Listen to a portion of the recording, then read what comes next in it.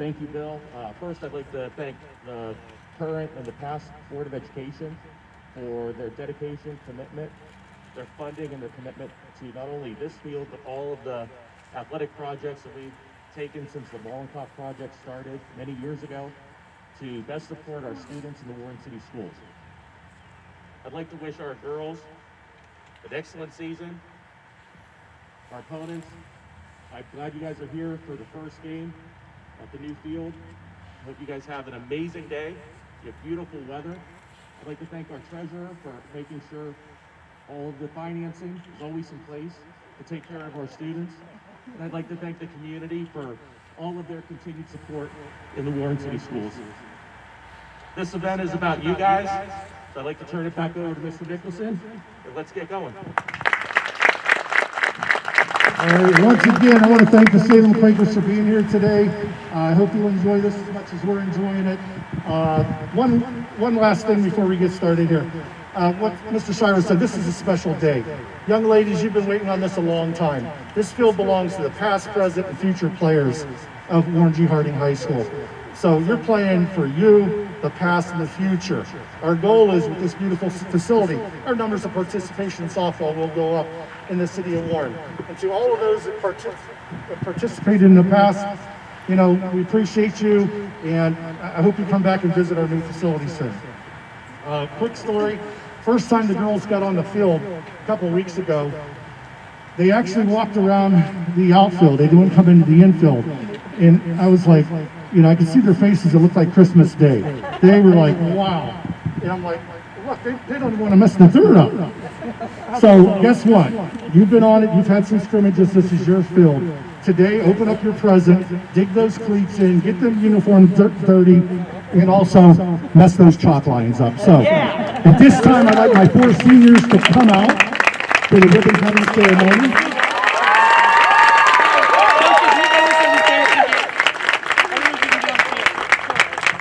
Okay, photo op first, girls, before we do the countdown. Photo op.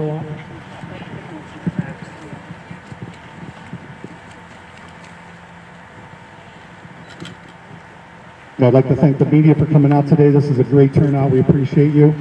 And at this time, ladies, on the count of 3, you'll cut the ribbon. 1, 2, 3. All right, great job. And now the last thing I want to say is play ball and go Raiders. Seniors, turn around and get pictures for your parents too. Seniors, turn around. Guys, I'm taking the biggest piece I can. Sorry, excuse me. Hey, sir. Good luck. Thank you, thank you, thank you. Thank you. Good luck. Thank you. I don't know why I said good luck.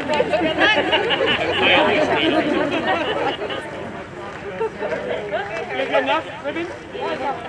Rachel scissors in it. Give me $500 scissors. I was just like, hey. Okay, I need the game ball. Hey, how mad are you right now?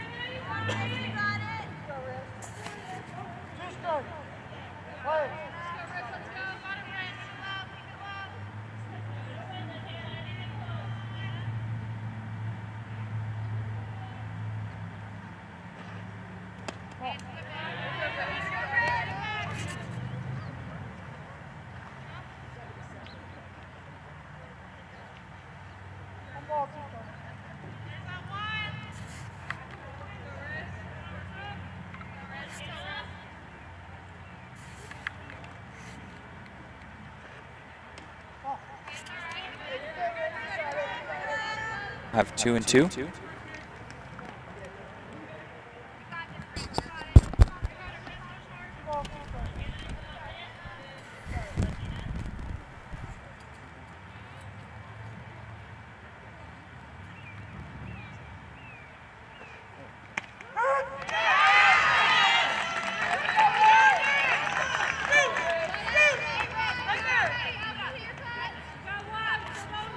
Good.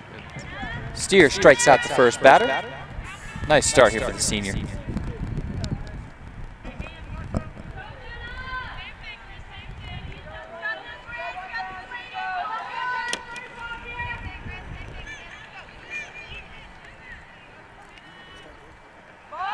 And the bunt down the right field side.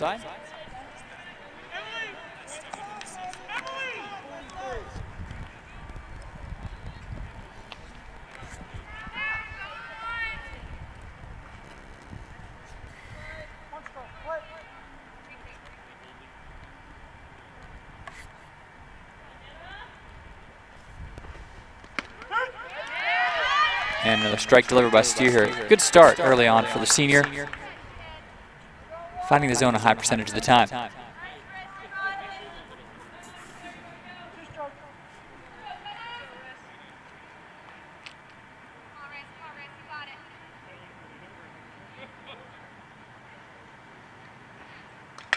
And there's a ball down at the third base line.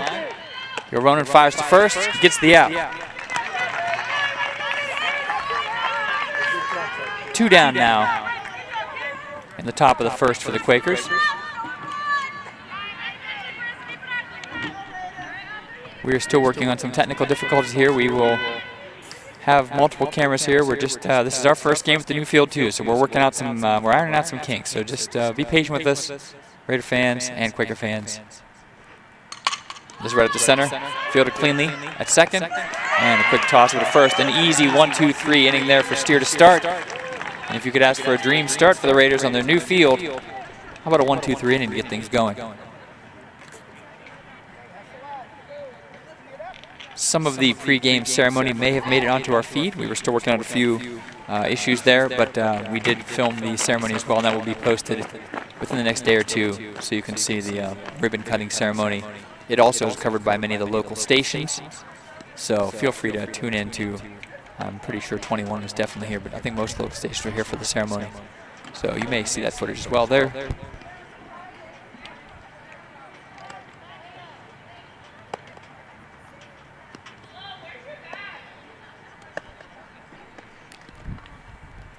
On the mound here, we have junior Riley Troy for the Salem Quakers. Should be starting us out.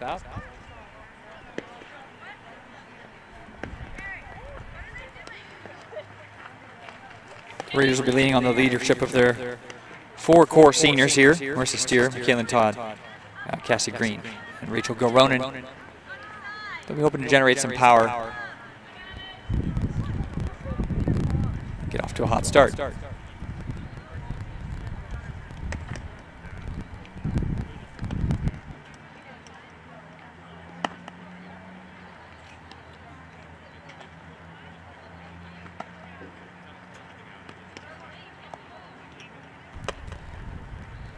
Very pleasant scene here.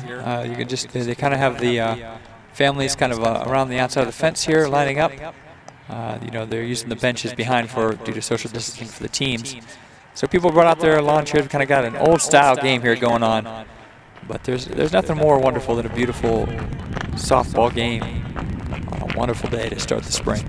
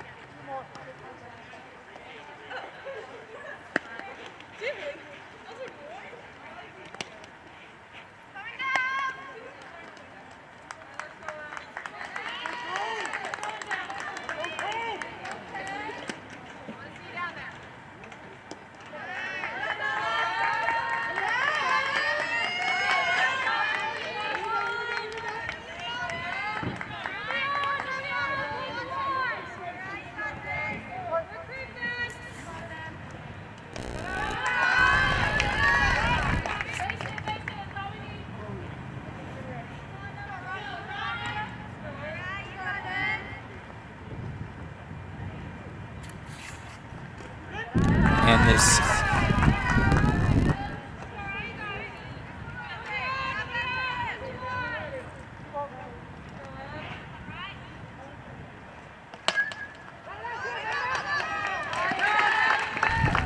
And an easy pop out to third base there to start this inning.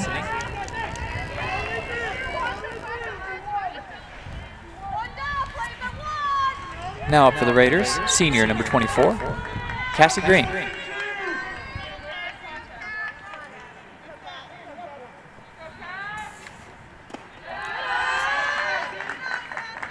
There's ball one.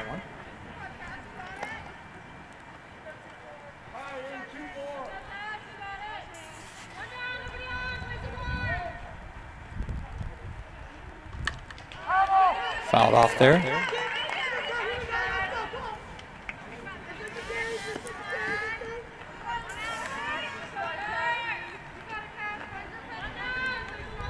Quakers have one down here in the bottom of the first inning. And there's a grounder towards third base. Green trying to huff that out, but couldn't quite get there. And out number 2. So both pitchers here seeming to start out very comfortably.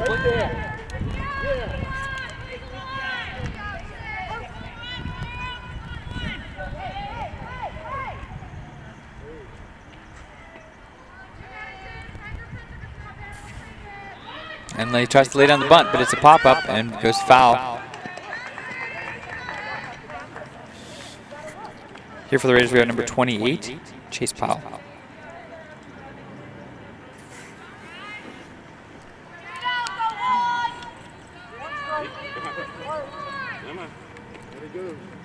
And Troy with the delivery.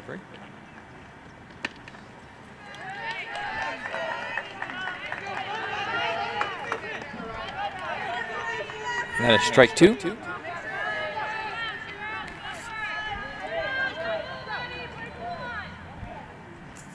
That one's high. 1 and 2.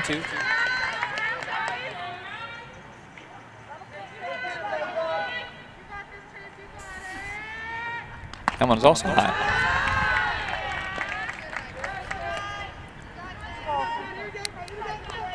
Powell here trying to be patient. And that swings straight to that one for strike 3. And both teams starting with the dominating pitching performance to begin. 0-0 as we end the first.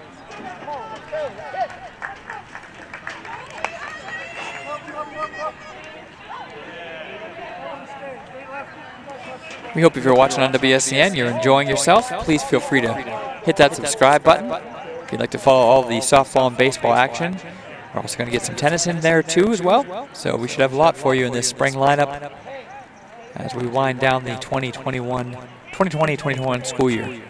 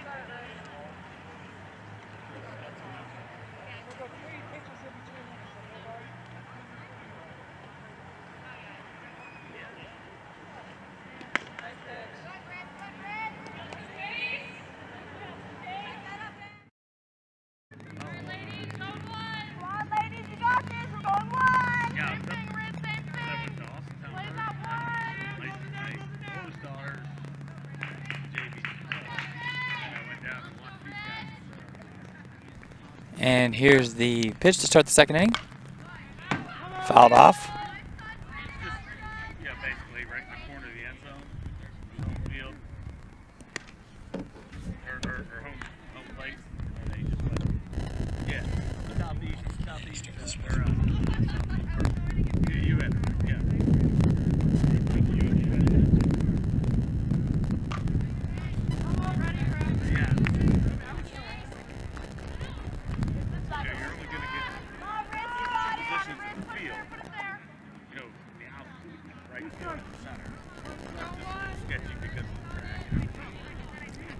And here comes the 0-1 pitch from Steer.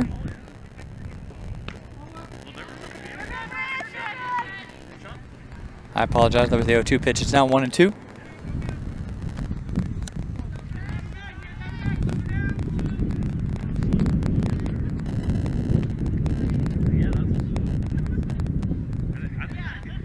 That ball is fouled off. And it appears as though the cars have survived danger back there, so that's good.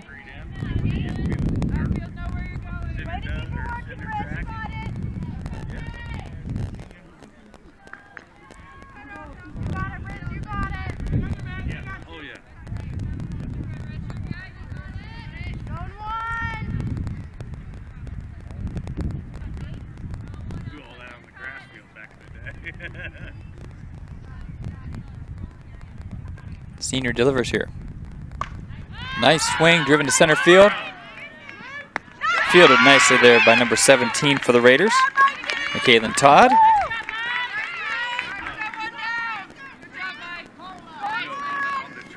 So for the first time today, some reasonable contact made, but played safely in the outfield.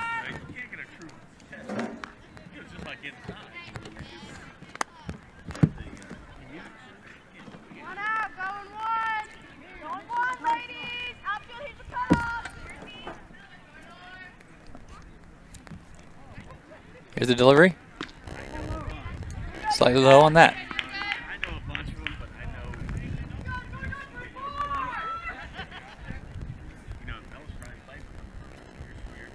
And as soon as we get through this bat, I've got a special visitor here with us today, so I'd like to introduce him in a moment.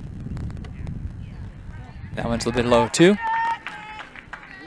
2-0 right now with 1 out. 0-0 in the top of the second. On about the most beautiful day you could ask for here in Northeast Ohio.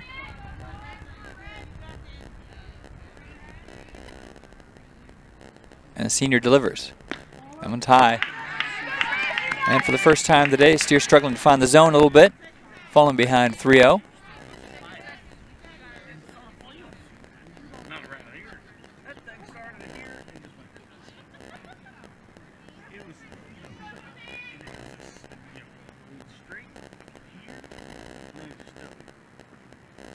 And that's going to be a walk on 4 pitches for Steer, giving the game and the Quakers their first base runner with number 34.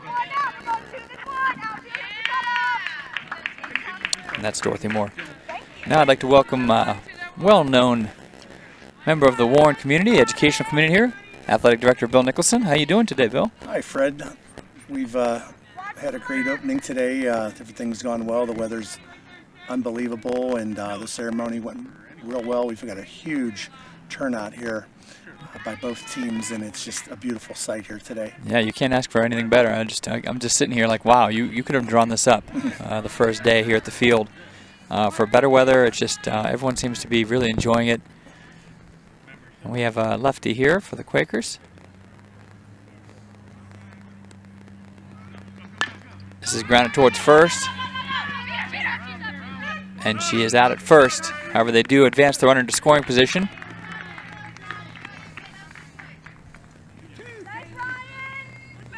So what are you thinking? How are you feeling about the season? The girls seem very excited. We had the seniors cutting the ribbon ceremony. I know they've been waiting, and they're very excited to get the season going. They've been kind of chomping at the bit. Yeah, it's been like watching it build up to Christmas Day for the girls, the 10 days till Christmas. And, it started with their practices and then some scrimmages, and today was the culminating activity, and it's like Christmas Day for the girls. Yeah, and I was excited. I didn't even sleep much last night. Yeah, it's exciting, man. It's really good to get out here and just you see everyone moving around and getting things going in the field. Our grounds crew does such a great job here. Mr. Shimko and his crew do such a wonderful job. Here's the pitch, and that's grounded up the middle towards second and fielded cleanly. Tossed over to first. Nice play. Yeah, getting back to the maintenance crew, we've got one of the, under the direction of Sean Shimko, Patty Greathouse, RPM1, and Molly, RPM2. We've got 3 phenomenal people as leaders in the custodial area, and they take pride in what they do. If you look at our school building during basketball, season, people come in and they're just amazed that the building's somewhere around 11, 12 years old. You couldn't even tell. It's spick and span. It looks like the same day when it was first opened up to me. Yeah. It's amazing how, it's been kept feeling brand new for over a decade now. Yeah, I got here about 8 o'clock this morning, Fred, and of course Sean's here, and Scotty. Forgot to mention Scotty. Pretty much does most of the Can't forget Scotty. the infield and all the labor out here. They're out here picking leaves that were stuck in the fence line due to the high winds yesterday. Yes. So if Sean sees a one leaf hung up in a fence, he's going to remove it. The attention to detail. He is a master of it. Yes, he is, and I think that's one of the reasons why something like this here, you have a field that obviously is beautiful. It's going to take some upkeep, but you're not worried about it. You look out here on the warning track, and it is pristine. Looks beautifully trimmed. It's just wonderful. So Yes, I'm very excited yes. to get some action here on the field. I've got nothing. I talked to the Salem coach prior to the game, and he's like, "This is unbelievable." Yeah. He told me, he goes, "We'll come here every year." Yeah, He's like, it looks beautiful. We'll come here every year. Yeah, I'm it does. It is really nice. And you know what? It's funny, Fred. We do the same thing in baseball. Our baseball field, I think it's the best in Trumbull County. I really think it's better than the Scrappers field. And there's one dilemma with that is when you have a beautiful field like that, everybody wants to come to you and play. Yeah, everyone and wants to play. that's fine. I don't have a problem with it. Right. But what happens? It's our JV team that ends up playing opposite of the varsity. So Right. let's say that we schedule 2/3 games at home for our varsity. That means the JV team travels two-thirds of the game. So the JV. Yeah, so it's a catch-22. Yeah. But When they do make it to the varsity squad, though, they feel like, okay, now they're on the home field. They kind of hit the bigger time, which is Right. kind of nice there. yeah, the JV level, it's all about developing kids and Right. getting them ready for the varsity level. So, I know when I was in school way back in the old days and played football at West Junior. Oh, there's a drive here right to right center or right field. Sorry about that. And it's going to be fielded not so cleanly out in center, and a nice double there for the senior Michaelan Todd. We're always okay with being interrupted by a double. I love it. It's Yes. coming right at me, and Absolutely. that was a gap shot, and it split the center fielder and right fielder perfectly. And she bobbled it for a second, and that cost her, instead of giving up a single, it ended up being a double. Able to stretch that into a double. Nicely done. Now stepping into the box here, junior Ryan Gump. Shows bunt. Some fundamental softball, trying to get that runner to third with less than 2 outs. Yeah, and they call that small ball, but of course, in what has been so far a rather cleanly pitched game, you want to get every run counts. There's times when I watch the Indians, Fred, where I wished Coach Tito would play some small ball at times. So I grew up, playing small ball, the fundamentals. Right. Everybody knew how to bunt and everything like that. And I love when teams play fundamentally sound. Bunt, move the ball ahead. That's exactly it. That bunt is fouled off, and now we are looking at, I believe we have 2 strikes. The scoreboard is a little difficult to see from our vantage point. I apologize. Yeah, it is. And once again, I want to thank you guys for broadcasting the softball game today, and you're going to do baseball later. You guys have done an unbelievable job. Football games, the basketball games. I'm not a TV person or video person. I got to think that this is a much more of a challenge broadcasting, baseball and softball. You've got balls and strikes to keep track of. You have so many things that are going on that, when you think about, Tom Hamilton, those guys, they have scorebooks that they're Right. filling. I mean, it is a skill to broadcast a baseball/softball game. I'm working on it. It's a little difficult to see some of the numbers from out here. Sure. We're still adjusting. This may not be our final booth position. We are as it's opening day for us too, and so we're working out some jitters. But we're very happy to bring the games to the community of Warren, and it's been our pleasure. This has been through all the challenges this year. This has been WSN's biggest year as far as growth, and just the ability to bring the games has been wonderful. That one's And I fouled think back. our fans, I've got more compliments from the fans at games, and I think there was a story that somebody from, was it Wisconsin or Minnesota, got in touch with you, and Wisconsin basketball coach, and said he's never seen a high school production of a live stream like you guys put on. we're trying our best to get the standard up there. The kids are enjoying it. We have kids all on camera here today. We got Jackie over on the down the right field side, and down the left we've got Brooklyn, and out in center field we got Anthony, hanging out in his tent. And I think that that's the camera we're still working on. We do have additional shots to bring you. We're still just working on a couple of technical issues, but Mr. Bozak and Mr. Donnelly have been on that today. Nope. Drop. Is it going to drop in? No. No, does not. Handled by the second baseman, but a little bit of excitement there. Yeah, I was looking for our first official run of the new field to cross the plate there, possibly. Absolutely. And wasn't as deep. This depth perception out here is a little little different. Yeah, I thought maybe that was driven a little further than it was, but no, we got still have a runner though on second. A little inside. Just give me a little blue pit down the line, something to get this run home, and the Raiders can go up 1-0. Absolutely. Yeah, you would have liked to have bunted that runner forward to third, but for right now, you're sitting with 2 outs. Just to try to drive that run in now. Good cut there. Yeah, Salem's usually got pretty solid softball teams. I remember watching them a few years ago at Burbank. They had a pitcher that was outstanding. Yes. Yeah, good softball tradition there. A little bit inside there. And I'm just glad our girls, I was like, come on, get us out of the first inning. Let's get through the jitters, because I'm sure there were jitters, and they handled it well. Yeah, the first inning was very clean by both pitchers, actually, so that was good to see. And this one's driven towards the foul line. No one can get that. Good hustle there by the Quakers trying to snag that, but drops harmlessly to the ground. By the way, up to bat here, we have Brooklyn Brown, sophomore for the Lady Raiders. Let's see if she can get this runner home. She's battling. Yeah, she is. She's had a couple of foul offs here, but if you're Coach Coe, you like to see that. Just trying your best to make contact. You don't need to drive the ball. You just want to make contact, give that runner a chance to get home. Yep, and that pitch count keeps going up for the pitcher. Right. Good eye. That one's low. Yeah, you want to see the girls work these counts higher if you can early on. Like you said, once you have to take out the starting pitcher, things start changing. You start getting out of the plan that was laid out. There's a drive towards center. Nicely fielded there by the Quakers on center. You know what they call that? An atom ball. That was an atom ball. Right at them. Right. Anywhere else, that's a double. We have a one bad pun limit on the show, so if you've used it early, hey, all of a sudden someone appeared in my ear. Who was that? That was Mr. Bozak, who is in our booth. And thanks to Mr. Frank Bozak, he's just a great guy. I remember when I was teaching 4th grade at McKinley, I had Frank's sister in class, and I think Frank was a year or 2 above her.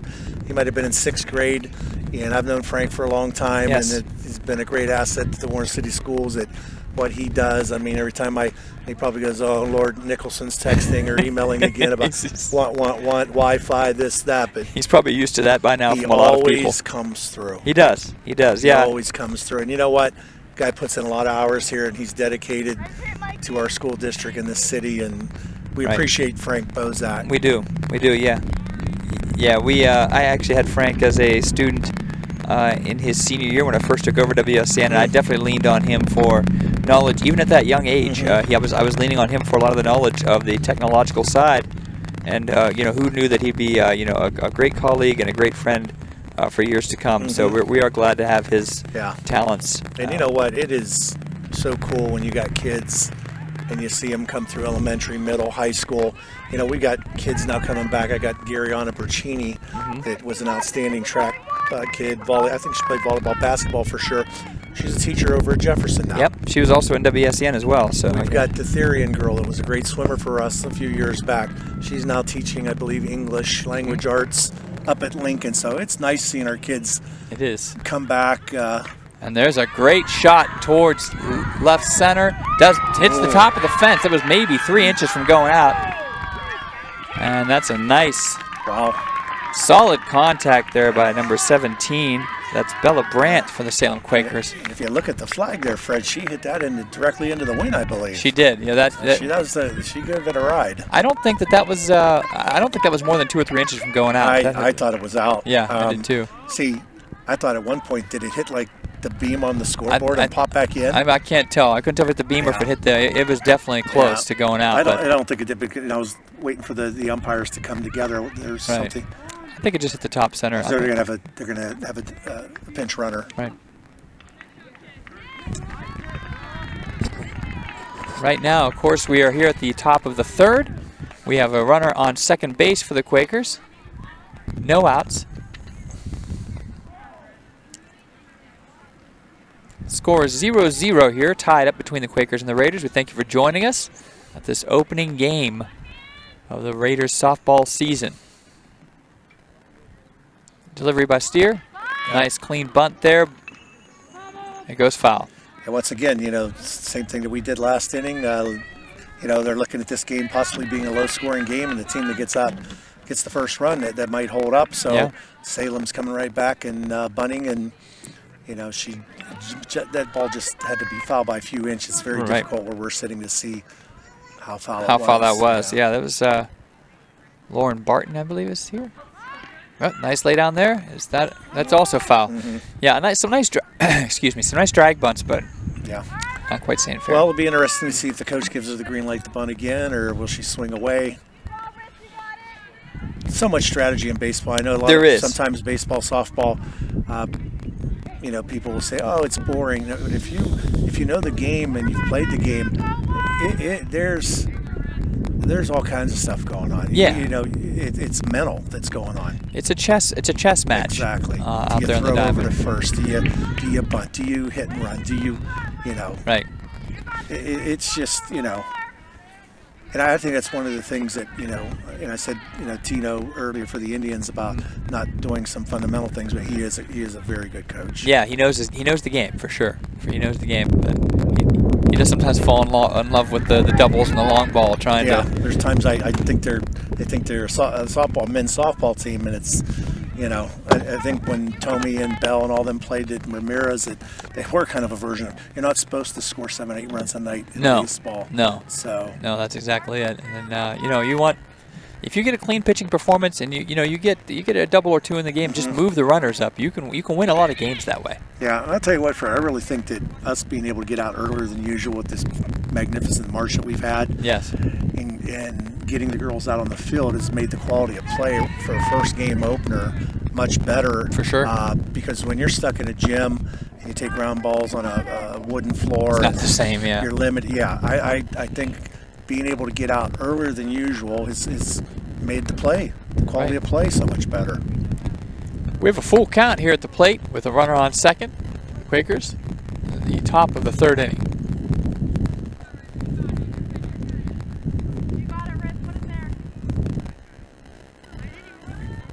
The senior delivers here. And that's a fly ball. Almost fielded out there, just dropped there by number 28. Okay. For the Raiders. Second and third. Yes, now we have runners on second and third. And I believe that was Chase Powell out there who just kind of lost it in the sky there and mishandled it a bit. Yeah, you know, you look up, you got a potential high sky up there. The sun is behind her back, so I don't think the sun came into play, but a little breeze going and, you know, what they call a high sky. Yeah, it's hard to judge. It's hard to judge sometimes those. White, wispy, cirrus-looking clouds in the background that maybe came into play there. They may have, yep. So right now we have runners on second and third. Quakers are threatening with no outs in the top of the third. And there's a nice strike there by Steer.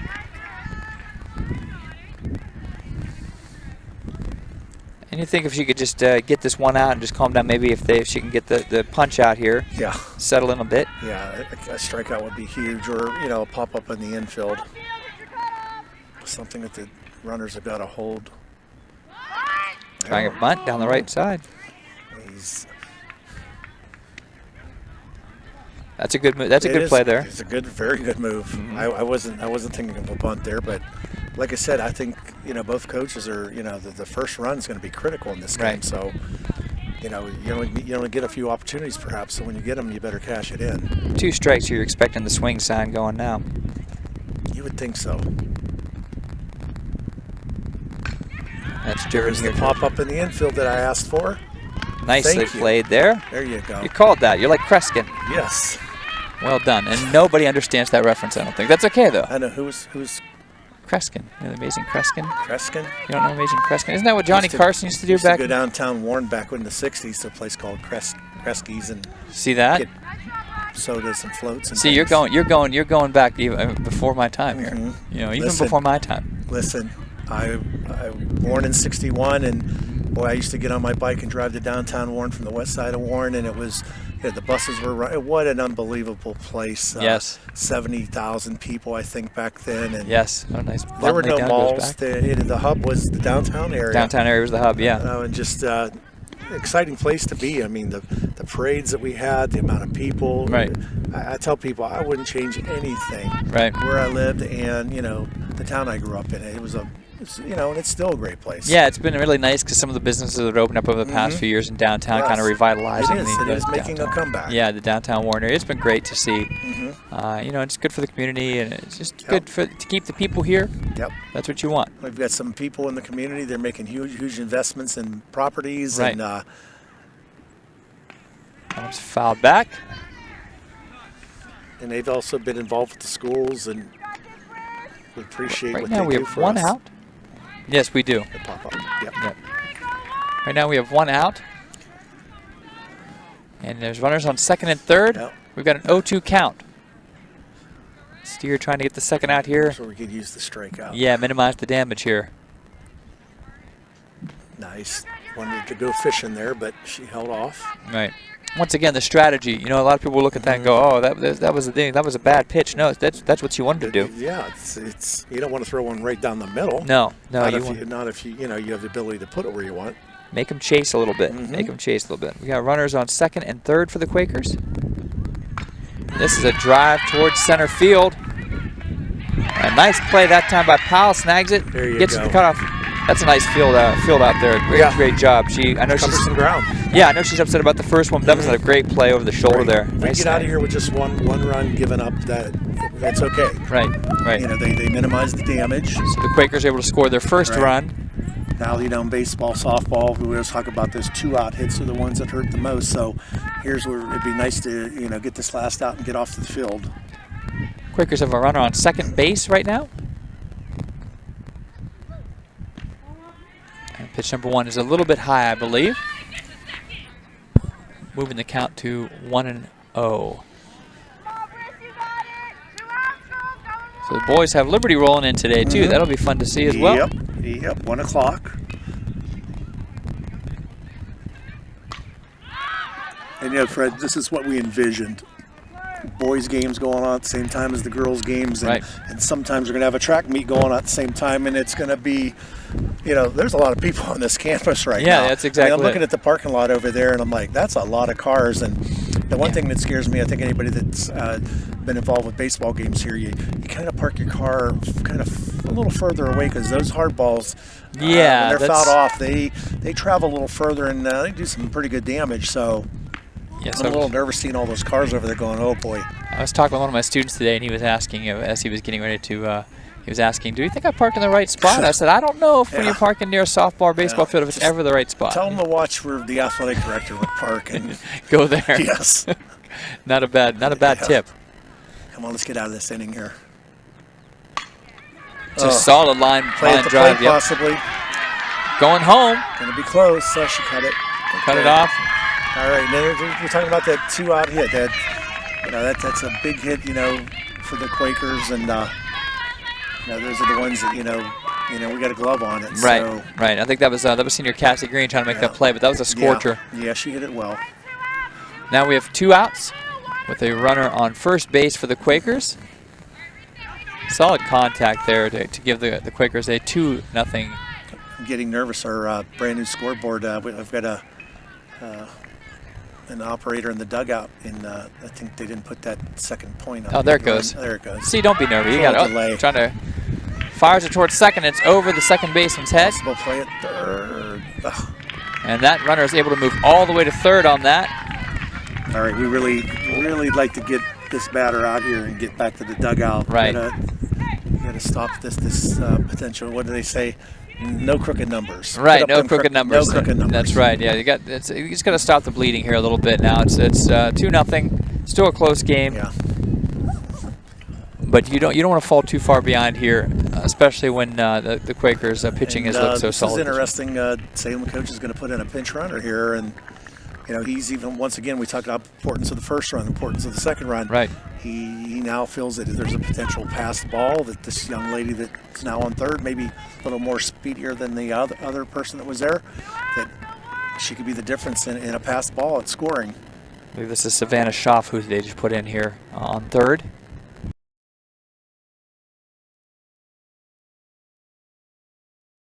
Out here, it's a little bit. You're also a little younger too. Yeah, just a little bit. Oh, that's what we're talking about. Come on. Oh. And that's a safe sliding at home. There, that's where the speed comes in. Just one pass ball, and the strategy there pays off. You know, for the Quakers. You know, moving in the pinch runner. You've got a speedier runner on third base and able to score on that. So now the score is Salem 3, Raiders nothing. Come on, girls, let's get out of this inning here.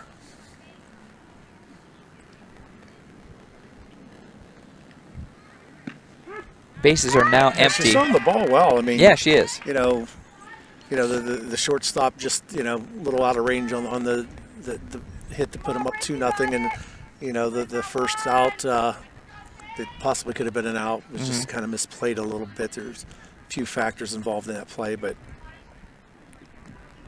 it's a little low. Yeah, I don't know. The pass ball was a little low. I don't know if you know, if that was a called pitch or if it just got away from her a little bit, but. Yeah, I'd call it a wild pitch. Yeah. Yeah, it was in the dirt.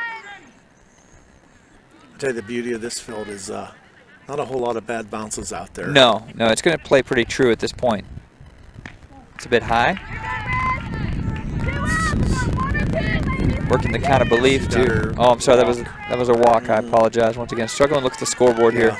And this is an inning where, you know, could have got out of here with maybe 10 to 15 pitches, and the pitch count's probably 25 to 30. Would you say? Yeah, I mean, yeah, she's definitely eating a lot of her pitch count here right now, and you don't want to do that. We got a runner on first for Salem. She decides to go to second, and that was an easy snag there for number 4 for the Quakers, Chase Toy.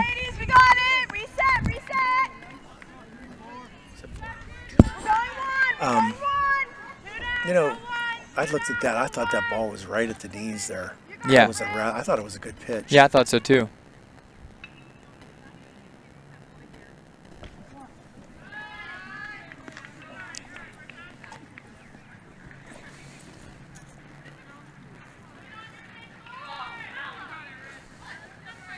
Yeah, just like you think about it, the game complicates stuff. You make a mistake, if there's an error, it can build up and it can cost you, you know, multiple runs down the line. Yeah, it can snowball on you. Come on. This is a pop up towards right field. Oh, it dropped in fair. Dropped in fair. You know, that's what they call them Texas leaguers, the bloop, and you know, in the box score, it looks like a line drive right up the middle, hard hit, and you know, that's the beauty of baseball. I mean, you know, you hit them atom balls, you couldn't hit it any better, and it goes right at someone, and then you get a ball that falls a couple inches within the line there. So, you know, it's a game, like I said, it's a game of inches, and I'm sure Yogi Berra said something similar to that at one time. Right, that's for sure, he knows. I think Yogi said one time, when you come to the split in the road, take it. Yeah, that's exactly it. And nicely played there. Great play by Steer to get us out of this inning. And a nice, right, girls, good job. Yeah, nice job of getting out of here. It's 4-0 now.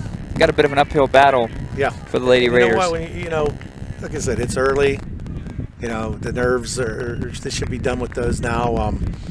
You know, and you know, you go into game 2 and you think about, okay, what did we do in game 1 that we need to do a little differently? And you know, when we have a chance to make a play, we got to make the play. Right. That's exactly it. Yeah, just one one mistake, one error, one misplayed ball, and they begin to add up. You know, just like you said, that line drive past the shortstop, which was very tough to play. You know, it just adds up, and then you see yourself staring at a 4-0 deficit. And now the key to baseball is, you know, when they scored on you in the top, you've got to come back and at least get one. You've got to come back and get some in the bottom of the inning. So let's see if we come back. And Fred, I'm going to work my way over to the boys' field right now. I appreciate you. I appreciate you joining us, Mr. Nicholson. Thank you very much. I didn't, you know, mess up too much. Or always glad to have you. the network or anything, but Always glad to have you I here. think people could tell I was a baseball guy. It was probably my best sport, and Right. I love baseball. I love softball. Played rec softball in League Warren for years. Right. And, it's just I love the game. There's always a seat for you here. Well, thanks, Feel Fred. free to Appreciate stop it. by. Yeah, anytime. And Okay. Once again, I can't say enough about what you and the kids do. thank you very In the much. communications department. I go into your classroom. It's always lively and festive, and kids are being productive, and it's a beautiful thing in your room. Thank you very much. I appreciate the compliment, All my right, friend. Fred. Have Talk a to you wonderful soon. Yes, sir. This is popped up in the short infield. You got a break? And drops down. No, it's a foul ball. She didn't touch it. Didn't touch it. Foul ball. Yeah. So now we have the 4-0. Our Raiders are down early. Appreciate Mr. Nicholson joining us there for the 3rd inning.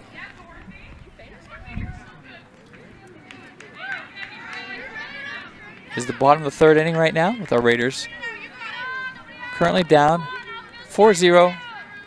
No one on. For the Raiders here we have Kerrigan Riley.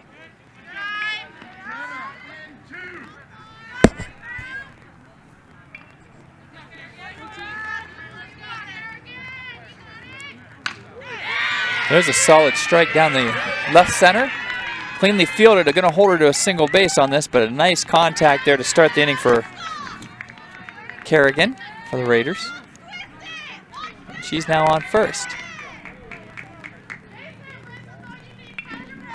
So, as Mr. Nicholson had mentioned here recently, we got to hope that the Raiders can put together a few hits here. Stepping in right now for the Raiders is number 19, Marissa Steer, who's been on the mound, so she can help herself here a little bit. Strike one there.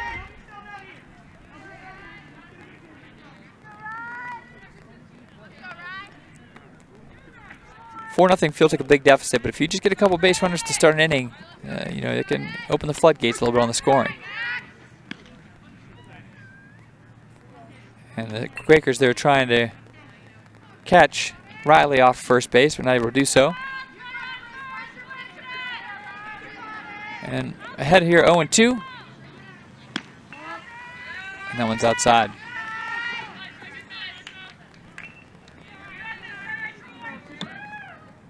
You can almost see the confidence on Riley Troy now that she has a bit of a lead. And there is a strikeout called right at the knees. Anytime you have a decent lead, get on at the mound, you feel a little bit better. Even taking a little bit less time between pitches right now. Just starting to feel a little more confident here is Troy. Strike one.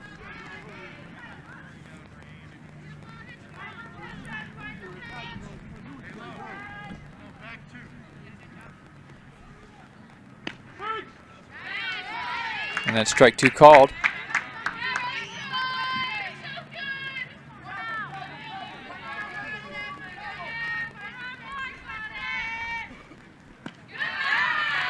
That one pretty much rolls to the catcher. Not going to attempt her to swing on that one probably. 1-2 in the bottom of the 3rd inning. That one's low and inside as well. 2-2 count.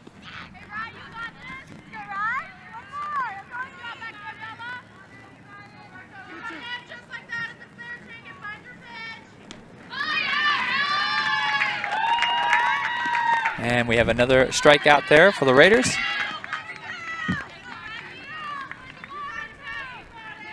Hoping to take advantage of the single to start this inning. Opportunity is dwindling though.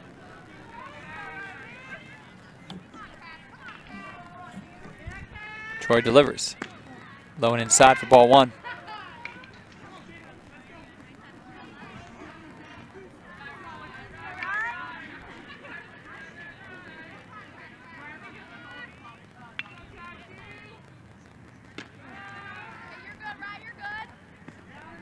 And they're really trying their best here to hold Riley from straying too far from first base.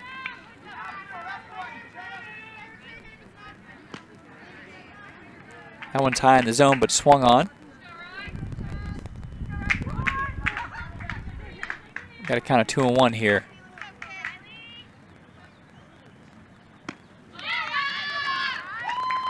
Went also rather high.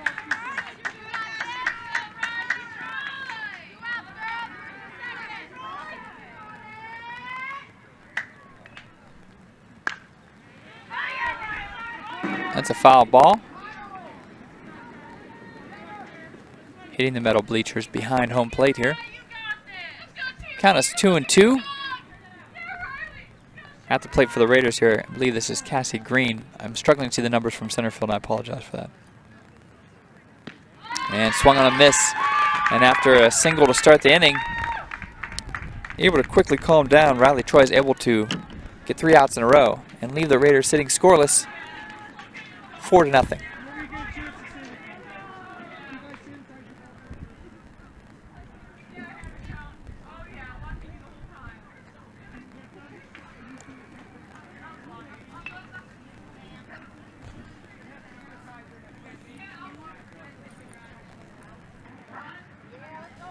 Yeah, sure is.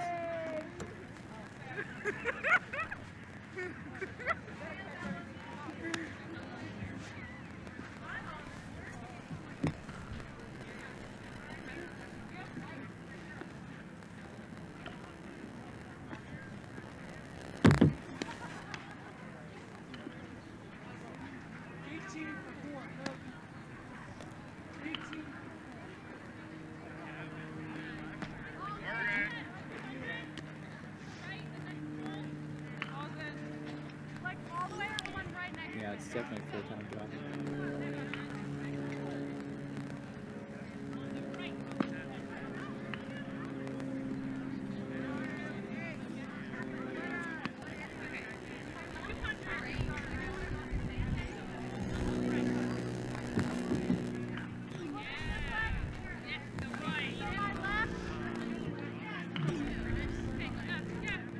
Can you hear me, Frankie?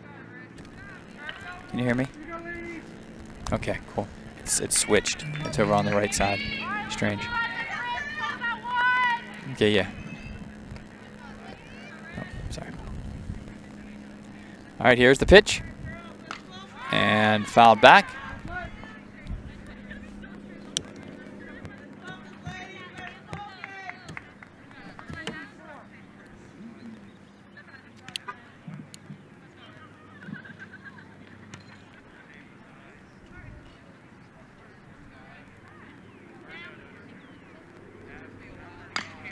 This is grounded back to the pitcher and fielded cleanly. Fires over to first for the first out. Quick, clean play there, made by Steer. And now it is 4-0.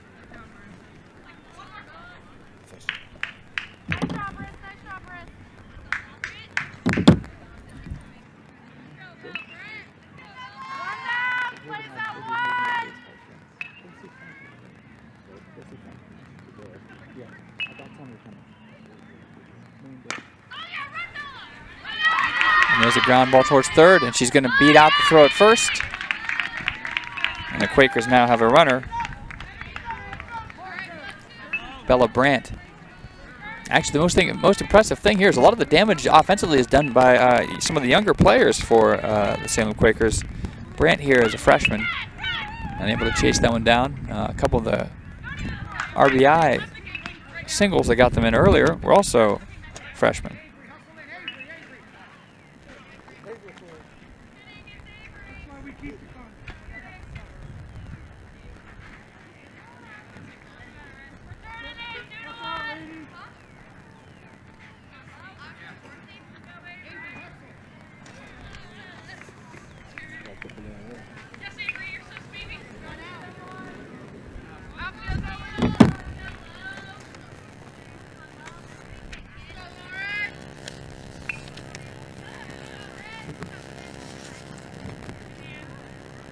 Here's the delivery.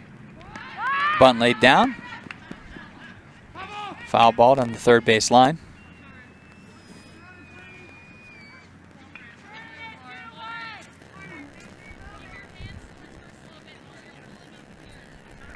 In the box for the Quakers, we have freshman Lauren Barton.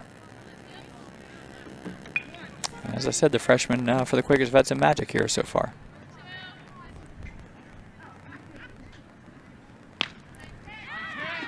That ball is lined into right field. A little bit of a delay there on the base paths.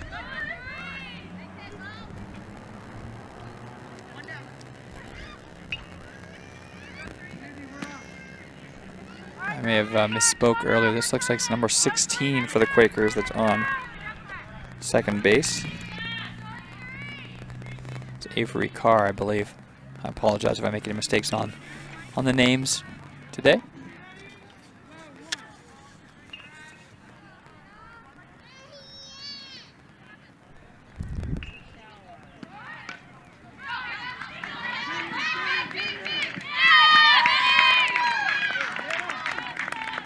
And that was a clean bunt that moves the runners ahead and actually allows her to move to first base. So now we have bases loaded for the Quakers with one out. Every base full.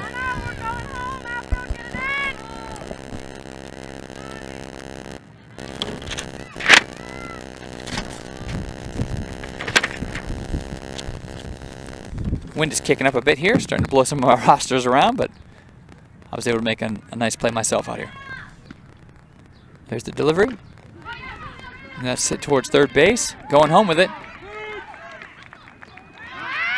And a double play there, nicely done. Raiders able to get out of the inning. A little bit of lackadaisical running there, I believe, allowed them to turn the 2. And the Raiders get out of the inning with no damage. 4-0. So you're looking bases loaded with one out, and you're able to turn 2 there at home and third. And you know Coach Co's got to love seeing that. Bottom of the 4th inning. Our Raiders staring down a 4-0 deficit here against the visiting Salem Quakers. We were happy to have Salem be part of our in attendance here for our opening ceremony at the new field. And as Mr. Nicholson mentioned earlier, it's just a beautiful facility. Warren City Schools is proud to be able to have this facility here for the kids to enjoy and to sharpen their skills.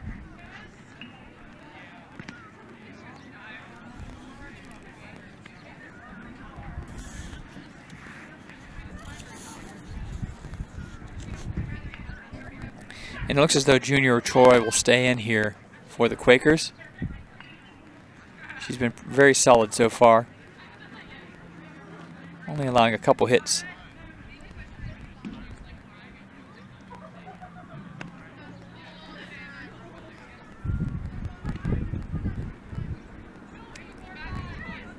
The score right now is Salem Quakers 4, Raiders 0.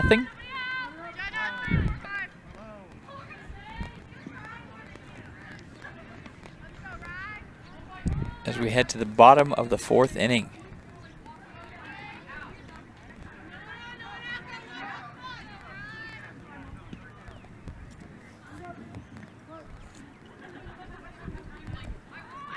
There's a bunt laid down by the Raiders, but fouled back.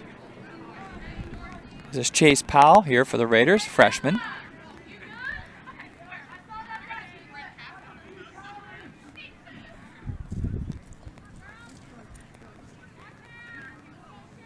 And Troy delivers, laying down a bunt. That's foul as well. Powell there's a speedster, so if she's able to lay that bunt down cleanly and it doesn't go foul, that's an easy single in the books.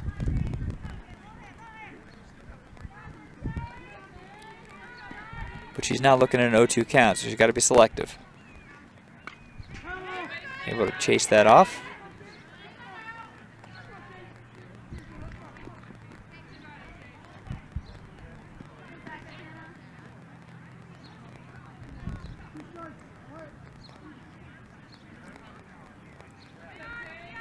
The 0-2 delivery. Just a bit inside on that one.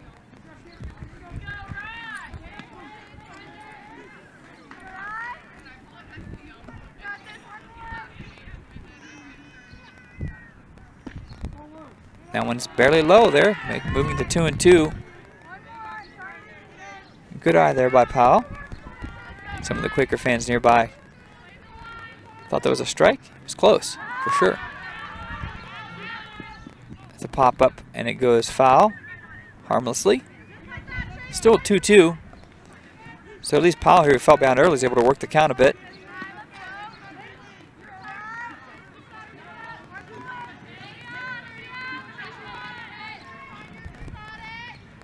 Troy is able to deliver a wonderful pitch there for the strikeout. And now we got one down in the bottom of the fourth.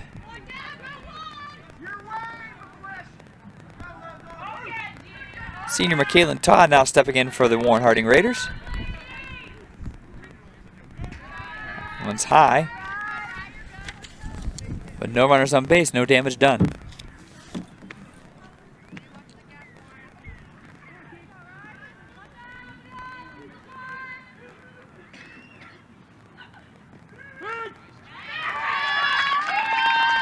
That was a called strike there.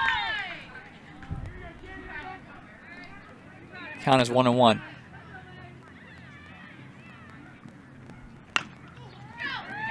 Hit towards second base, cleanly fielded. Able to beat her out by a step or two there at first base. Dorothy Moore, the senior for the Quakers, handles the ball at first. And we now have 2 outs. Stepping out now for the Raiders, we have the left-handed Ryan Gump.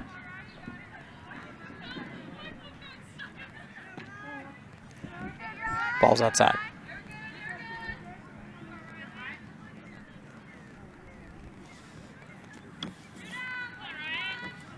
Gump is one of 2 juniors on the team. This one's grounded towards shortstop, and that ball is high. Gump may have beat that out anyway. She was trucking down the first base line. And the Raiders have 1 base runner with 2 outs here in the bottom of the fourth. Haven't been able to string a couple together to do any damage thus far, so they're really hoping to do so right here.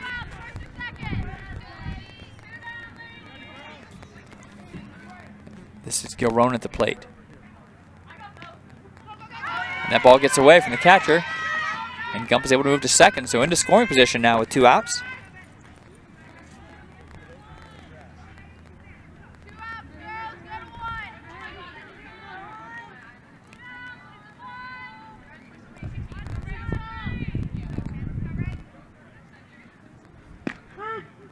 That's a strike called.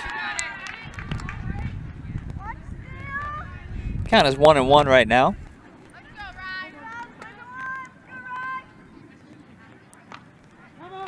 Gilrone fouls that back. Working the count to 1-2 now. The Raiders don't want to strand Gump here at second. Try to drive this home.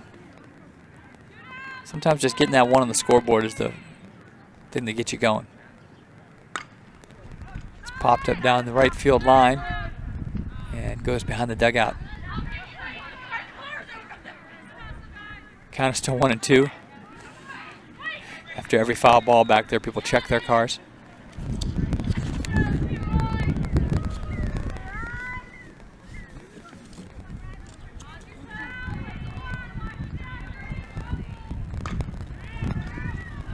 That's a foul ball.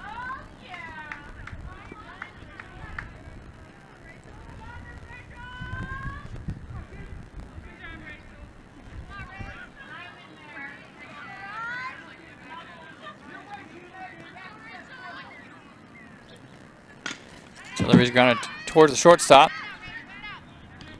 Nice throw to first there. And able to get out of this inning without any damage. 4-0 still. We'll move to the top of the 5th.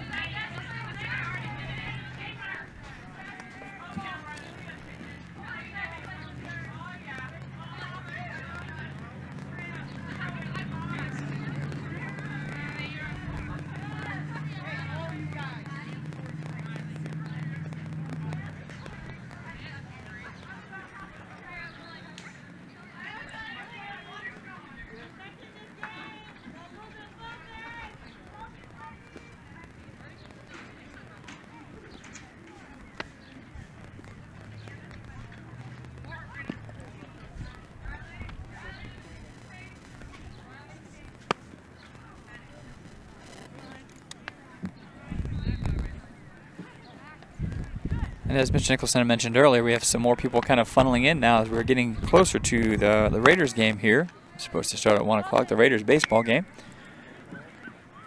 So we got some softball here going at 11, and I believe the girls have a doubleheader today. We're going to be trying to bring the action over from the baseball field as our Raider boys take on Liberty. So there will be a period of transition there, those who are watching. If you want to watch that baseball game, it might be a few minutes of us moving over there. We're going to try our best to shift. We've never done this before, so back-to-back games on 2 different fields, but we're going to try our best to make it happen for you guys.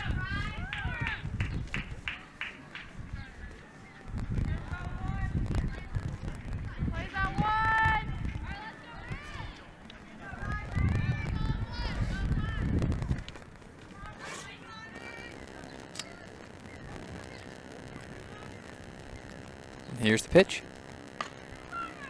Grounded towards the shortstop. Nice play there to get the out.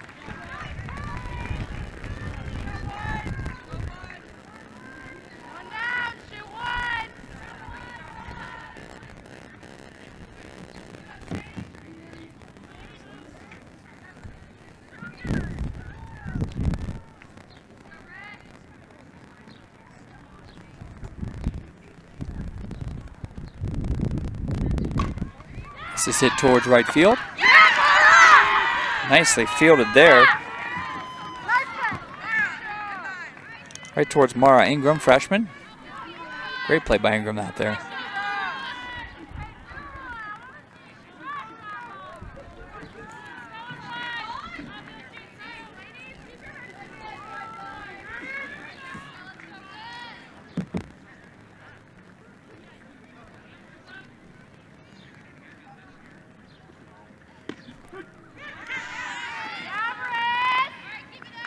Strike one, as right now we have 2 outs in the top of the 5th.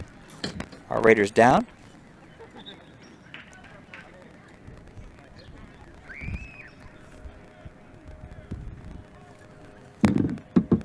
That pitch is high.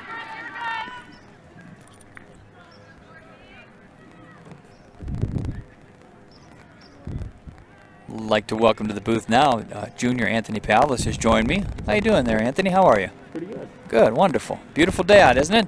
Beautiful day to play some ball. Absolutely. I know you've been out there in your tent. Yep. On center field. Yep. There's a ball hit to left field.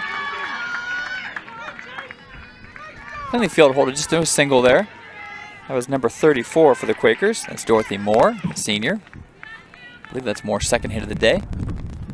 What do you think of this field? You like it? Oh, it's beautiful. Beautiful, right? Looks wonderful. We'll see. We got softball, and later on today we got a nice baseball game going. Right next door, it's perfect. Yeah, it's wonderful. You can move between the two. That's what you want to see here. A facility where, like, you know, everyone will be able to. Variety. Right, it's great. You can see what you want. Yep. And here's the pitch by Steer. It's a little high. Batting here for the Quakers, we have number 24, Madeline Workman.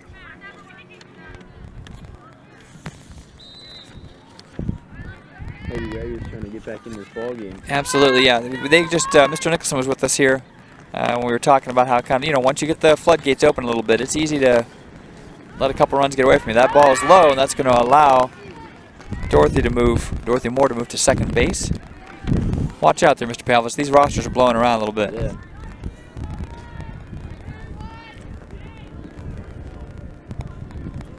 See, Mr. Bozak is out there working on your position. We have a center field camera issue that Mr. Bozak's been working diligently on. Shout out Mr. Bozak for that. Yeah, Mr. Bozak always getting the shout outs because he is really running around today. He is, literally. Yeah. This ball is fouled back. It's kind of hard to tell exactly where the ball's going from this vantage point, but trying our best. Right. It's hard. The depth is difficult. I just realized we also have the football conditioning going on back here too. So yeah, a lot going on right around us. Going on today. Yep. At Harding. You excited about the tennis season coming up, right? Yeah, shout out to the tennis team. For sure. We start Monday. Who you guys got first? We got Kennedy. Kennedy. That's an away match. It is away. Yep. Yep. Okay, and then you guys are home on Wednesday, right? Correct. Okay, we're gonna be trying to bring that game, trying to bring some of that match up here to them on WSCN YouTube. So Yep. hope you snag that dub. I appreciate it. Yeah, for sure. What are you looking forward to most this season? What are you most excited about? You know, probably trying to repeat my state run. Yeah. From not last year, 2 years ago. Try to get pretty far down in that state run. That'd be good. Good. Yep. So. Been working hard, yeah. Yes. I've heard you've been over at the courts there, getting some work in. New facility. That'll be good. Really nice. Getting some work in. Yep. Well, we're hoping to bring you that action on Wednesday, everyone, so you could see our tennis team in action. Yep. We also have a softball game scheduled for Monday. So there should be plenty to look forward to on WSN YouTube this week. Oh, yeah, busy week. Busy week, yeah, that's for sure.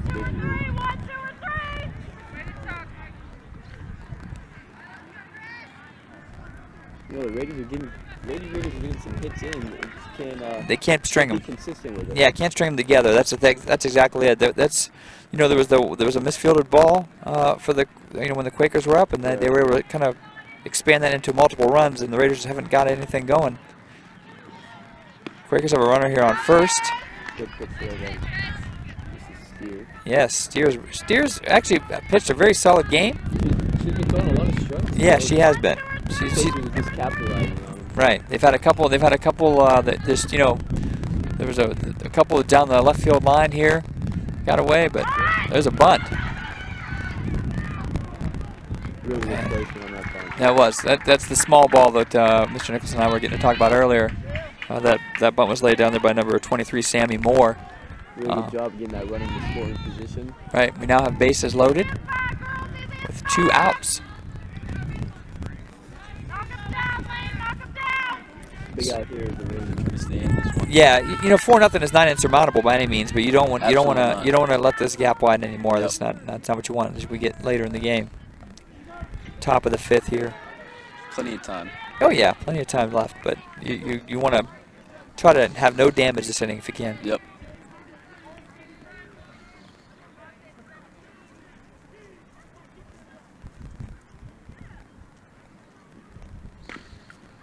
And swinging on the first pitch, swinging aggressively as well.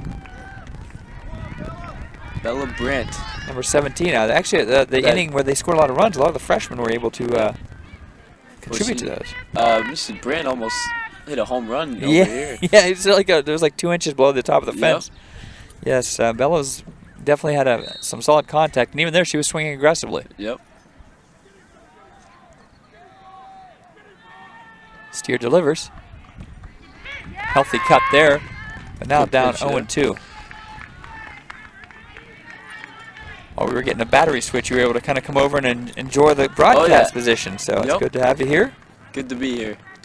You were able to call some basketball earlier this season. Yep. So maybe some baseball will be in your future at some point here. Oh yeah. Here's the delivery. Well, just a bit low. A little low.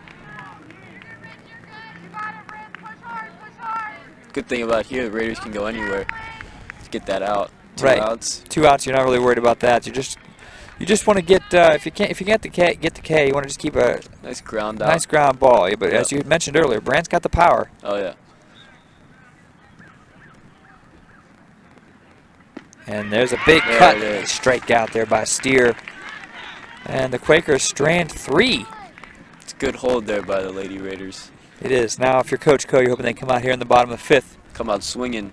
Yeah, we got to put some runs up now as we move closer to the end of the game. So, if you want to try your position again, Mr. Palvis, Mr. Witt, good seeing you. Always a pleasure. Thanks. Good talking to you. Stop by any time. Will do. Absolutely.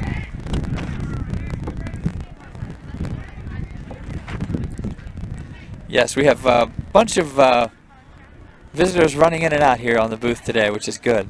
It's a community feel, Mr. Rogers neighborhood feel going on over here.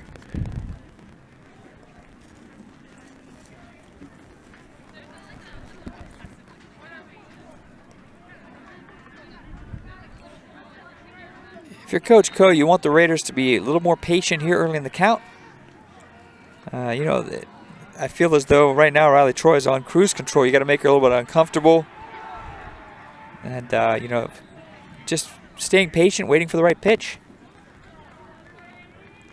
She's got a lot of 0-1, 0-2 counts to work with. And it's just hard to work as a batter if you're down 0-2 early. Some of the Raiders have done a good job of coming back and working the count to 2-2, or even full in a few instances. But you know, you want to get her behind early, where she's forced to put something near the plate.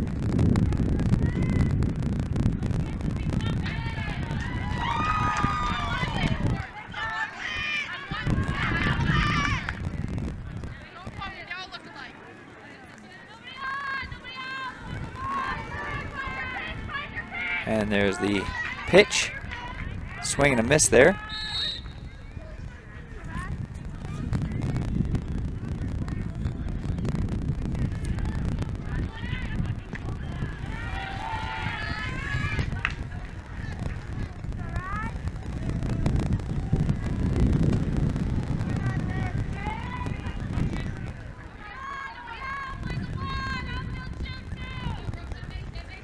Delivery. And Raider batter backed off, but it was a strike.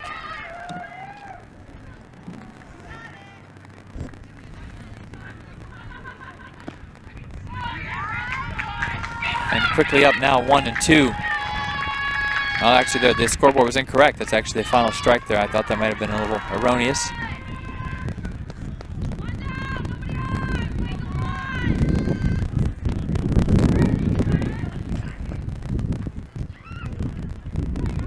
Swing and miss for strike one. You almost feel as though Riley Troy, like I said, she's on cruise control right now. She's just kind of not even having to wait very long at all between pitches. She's just getting the pitch and delivering. And so it's you want to make her a little uncomfortable. You know, even coming up to the box, perhaps coming up a little slower and just kind of breaking her rhythm right now. She is 0-2 here, with 1 out in the bottom of the 5th. No runners on. And there's another strikeout for Troy. I don't have the exact count, but it's a handful of strikeouts now for Troy. She's pitching a gem of a game thus far.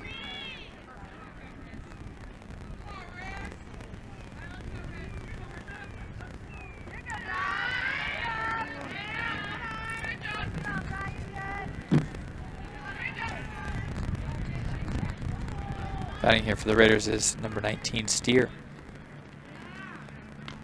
It's fouled back.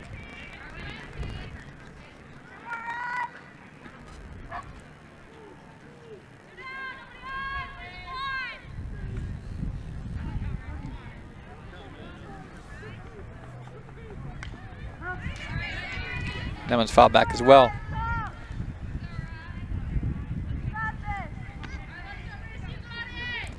Troy also has been pretty accurate. They haven't been chasing today or anything like that. It's just, I feel as though it's been an effortless performance. That pitch was just slightly low. Working the count to 2-2. Senior steers up. That one's inside. Working the count full. One of my favorite things about the field right now, actually, the backstop here is actually nicely adorned with the full team photo, and the 4 seniors have individual shots. And speaking of seniors, with a shot right up the center there. Steer able to go to first. And the Raiders have another 2-out runner on base.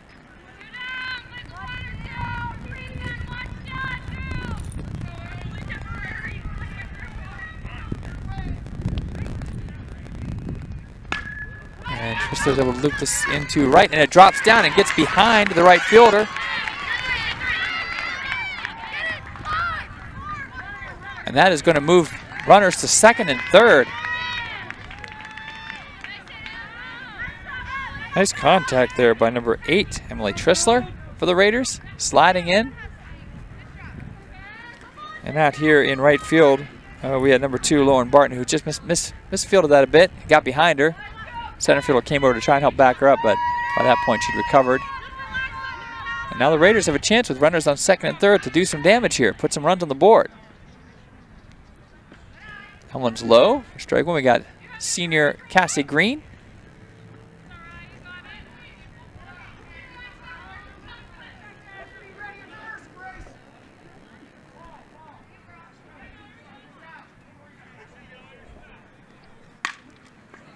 this goes down the right field line and is out of play.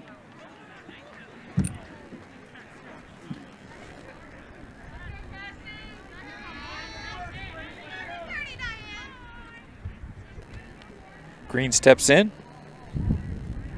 Here's the pitch. Swings at a high pitch there, and almost was able to get the runner off base on third. And 1 and 2. The seniors here has got to be patient, wait for her pitch.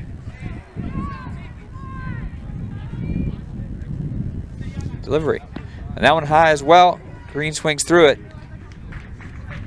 And that will end the inning for the Raiders, leaving runners on second and third. So still not able to make that first run happen. And our girls find themselves down 4-0 as we move now to the 6th inning.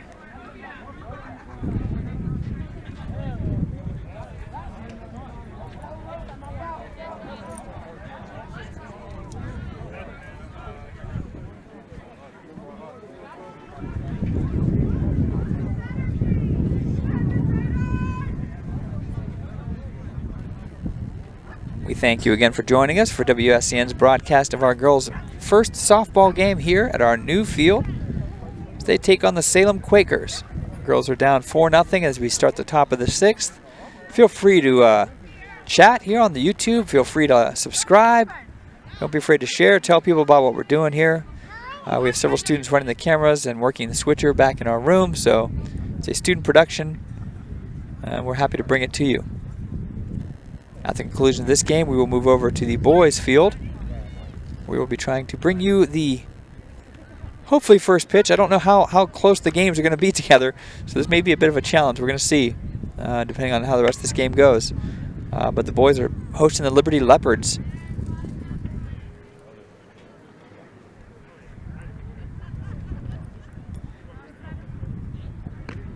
WSCNTV.com is our website as well.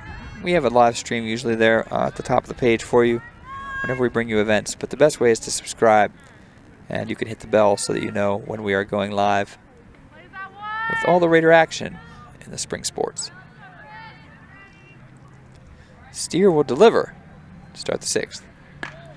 This is well hit towards second up in the air, but nicely fielded.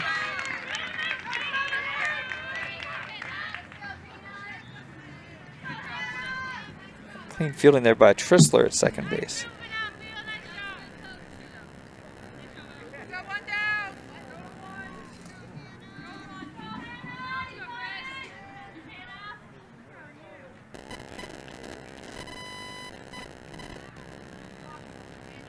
And that pitch is low.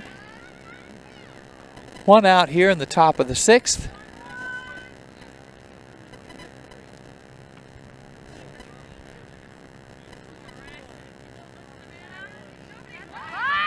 Showing bunt, but pulls back.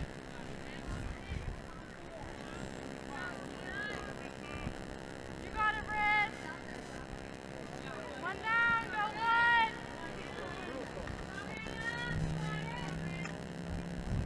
I could see Mr. Brandon Giovanni from MDI Studios has joined us out here in the field as well, coming out to check out the action in person. Always good to see Brandon here. And he is also amazed and at a marvel, and just marveled by this wonderful, beautiful scenery here. Looks nice, doesn't it?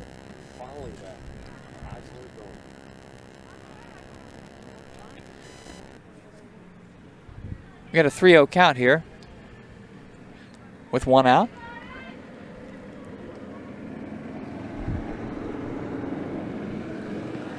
And that one's high. And on 4 pitches, Steer walks.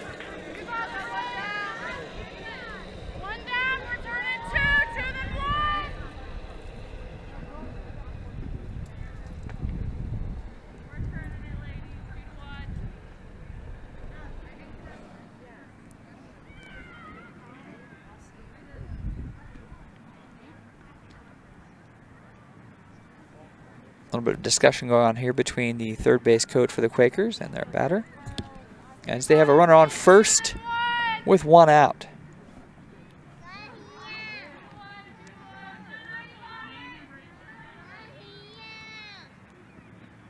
And trying to steal second here, and we'll let her steal without much of a effort to stop her. Got a great break there. That was, I believe, Hannah Kelm, number 6 for the Quakers.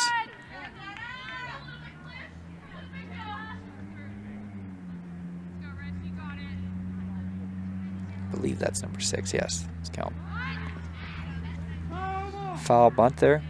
It's hard to read the numbers sometimes, and then yours truly has some wonderful seasonal allergies working on him, and then we also have ponytails. So we have a lot of factors going on in not being able to read some of the numbers, but trying my best.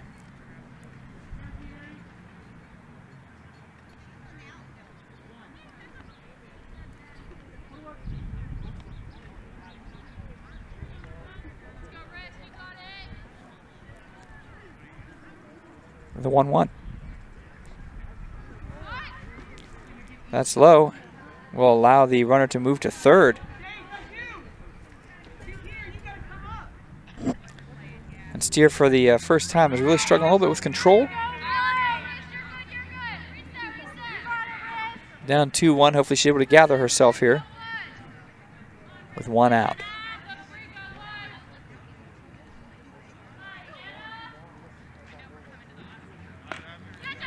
This is grounded down the third base line. That is a fair ball. And this will allow the Quakers to move a runner to second. Quick play there by Powell to try to get out at second. Not able to do so, though.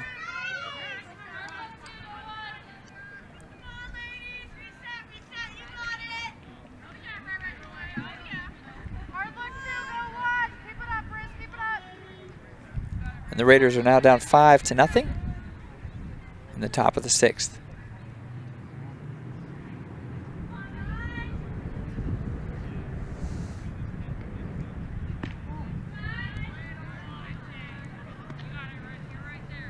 Raiders trying to be a little more aware of trying to hold the runner here, as the Quakers have 1 on second.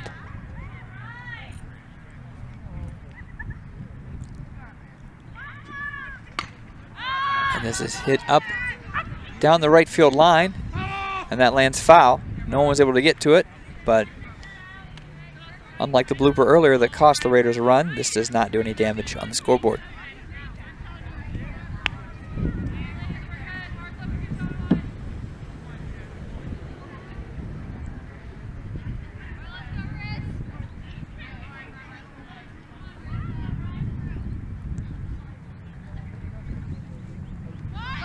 Showing bunt. That was going to be a difficult pitch to bunt, though. It was way up, almost at the neck level there, so it was going to be hard to bunt that. That works to count to 1 and 2.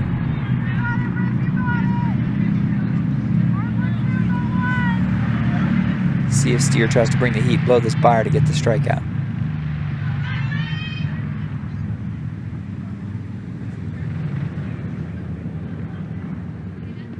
That ball gets away.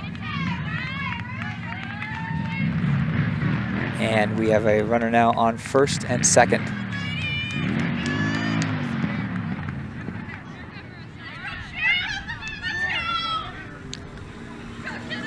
Pinch runner being brought in here by the Quakers on first. So runners now on first and second for Salem with 1 out in the top of the 6th.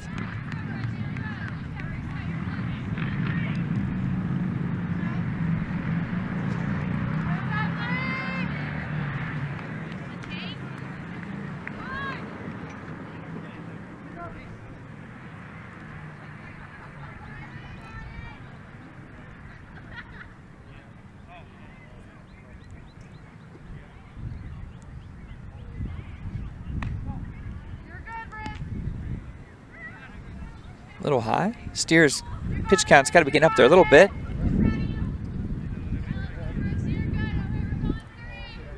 May not quite have the zip that she had earlier in the game, but still able to work the corners here pretty efficiently. And here's the pitch.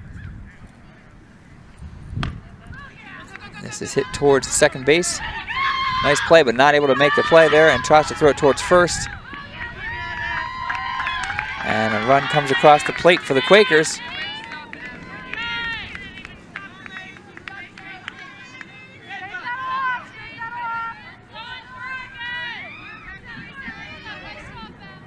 And now the Quakers have runners on first and second.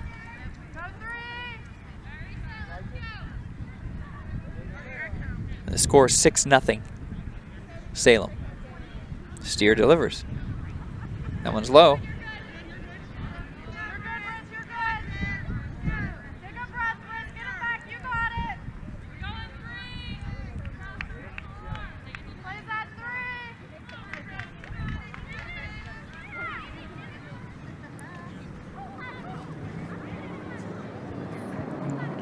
That one gets away as well. This will move runners down, and then the ball is passed by the third baseman and goes into left field.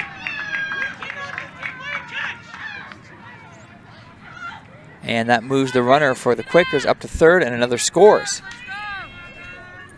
So I'm assuming that's going to be marked as an error. And I believe the Quakers now have a 7-0 lead.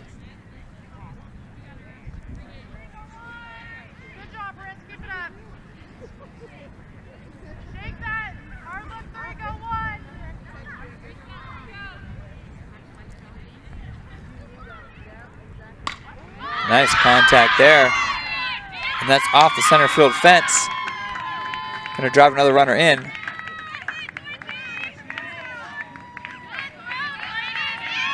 And that is a long single there for the senior, Dorothy Moore, for the Quakers.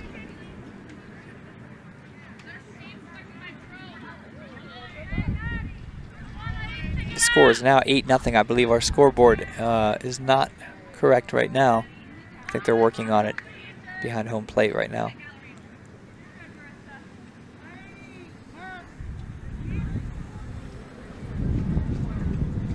Substitution being made. Nice job, Brent. Way to pitch, way to pitch. And Marissa Steer will now move over here into right field.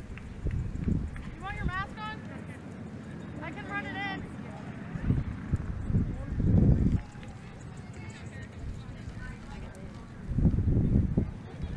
And the Raiders now have a new pitcher, bringing in Kerrigan Riley.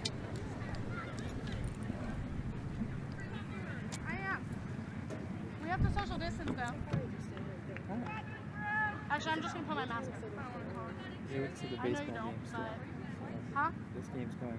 Don't crash. I don't know how much longer it's going to be. Not sure, because I think we're going to get You don't have to. Let's see.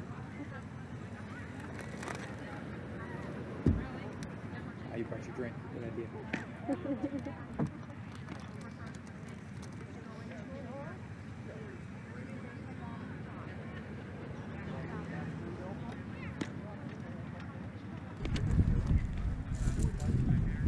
And right now they're just allowing a little bit of warm-up time here. The Raiders find themselves down now after a rather high-scoring inning here for the Quakers. They're down 8-0. Just a couple of errors made here by the Raiders. You know, the Quakers did have some very solid shot here earlier by Dorothy Moore towards center, which was able to score another runner. The Raiders now find themselves with one out in the sixth, staring at a very large deficit. Now in for the Quakers, left-hander Madeline Workman steps to the plate. That pitch is high.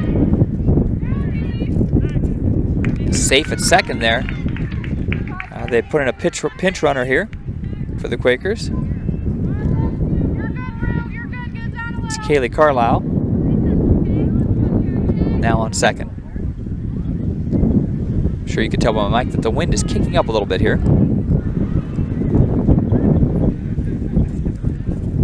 And the pitch. Big cut there. But Riley able to blow that one by her.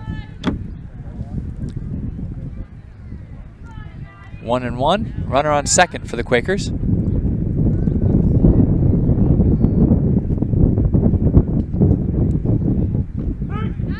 It's a strike called.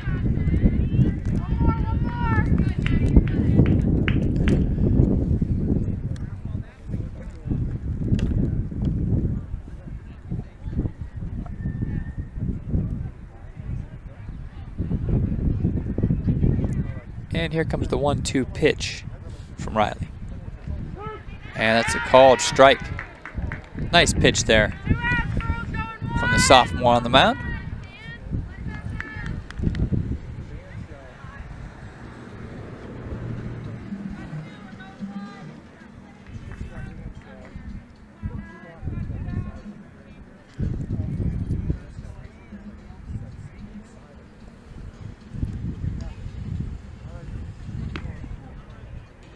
They have a checker swing there. A little high for ball 1.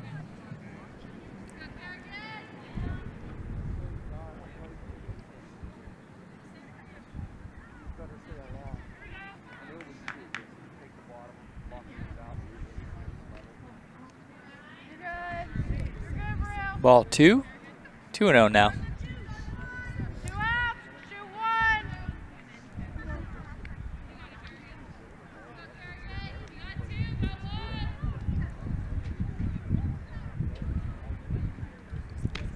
The pitch is high.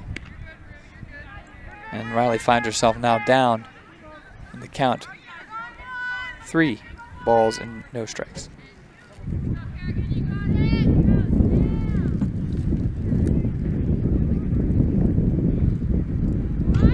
Lays down a bunt.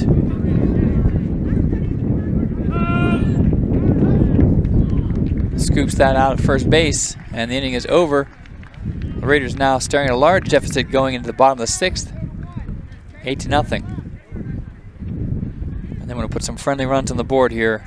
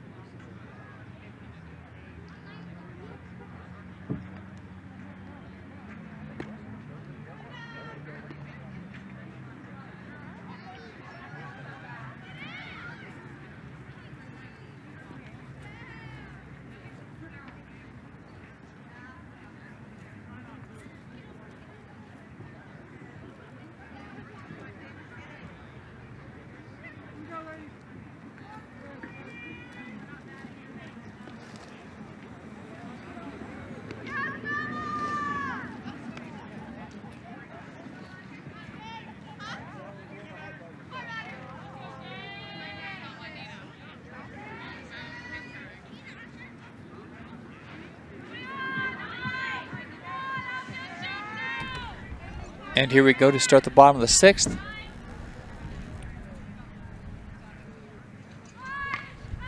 Bunt laid down here. Nicely done. And that bunt down the third base line. Chase Powell's been trying that today. And like I said, if she gets one to lay down in fair territory, she's going to probably beat that one out.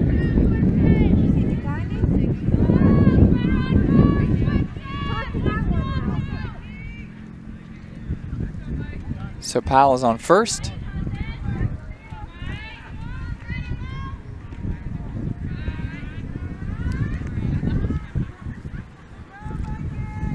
Here for the Raiders, we have Marissa Steer.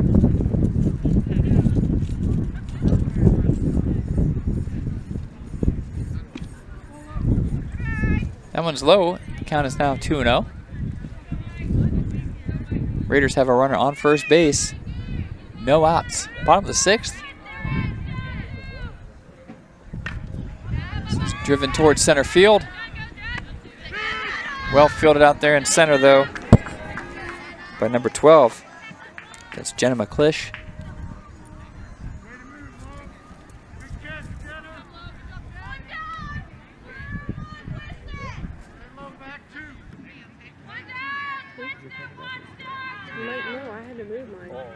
did you? Yeah, the boys are up on the ground. There's a strike pitch there.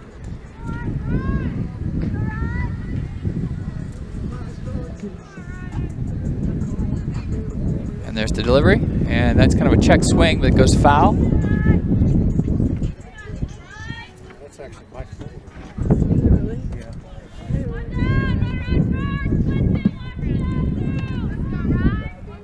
Mr. Nicholson has retrieved his folder.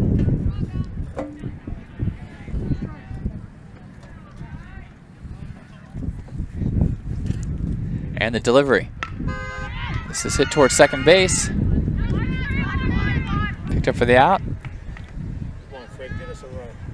And that does allow Powell to move to second base. Mr. Nicholson has instructed me to get us a run. So I'm gonna manifest this happening. We're gonna make this happen. Lady Raiders, runner at second with 2 outs.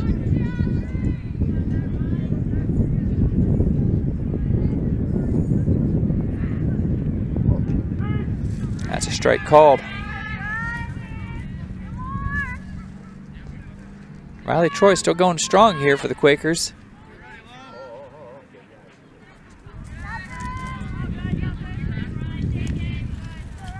Her velocity still seems to be pretty solid, even with a lot of pitches here.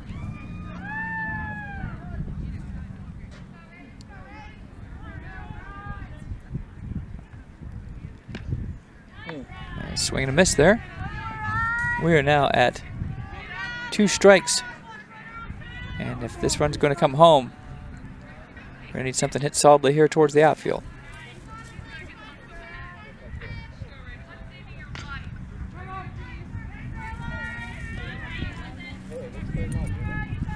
This is senior Rachel Gilronan for the Raiders.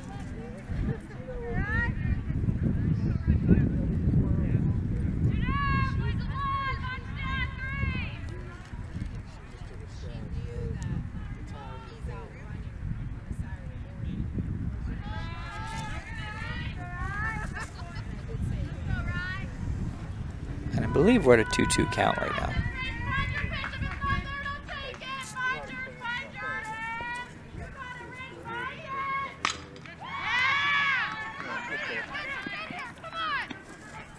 And able to get the out at first.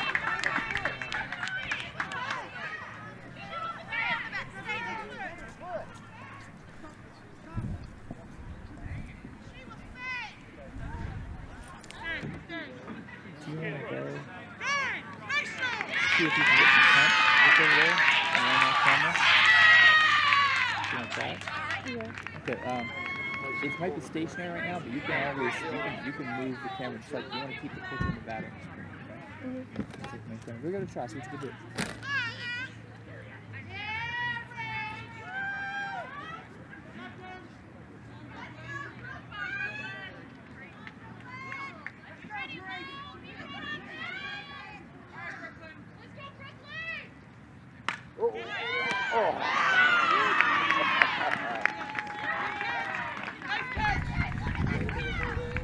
Apologize for leaving you guys there for a second, but that's lined right there. It looked like there was going to be a solid shot there, might score a run, but unfortunately right at the infielder. And now we have a 8-0 game as we move to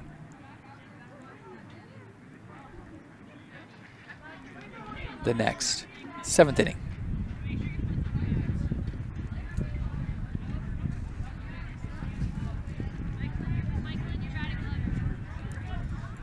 And that was the most threatening the Raiders were today. They had a Powell over at third, but not able to cash in that run, despite solid contact.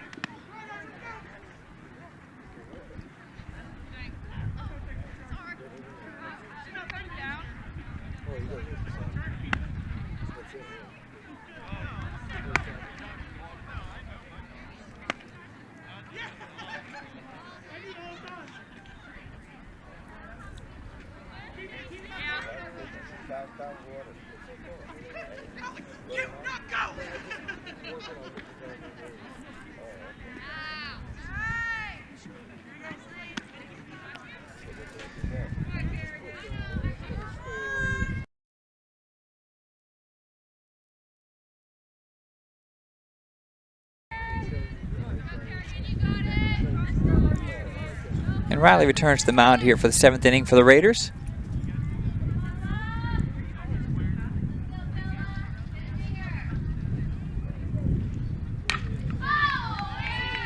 Liner down the left field line. This can be stretched into a double at least. Bella Brandt again with a solid swing there. Brandt is showing some hitting prowess today for the Salem Quakers. She's been on second multiple times. And as mentioned earlier by Anthony, she was very close to a homer earlier as well. Runner on second for the Quakers.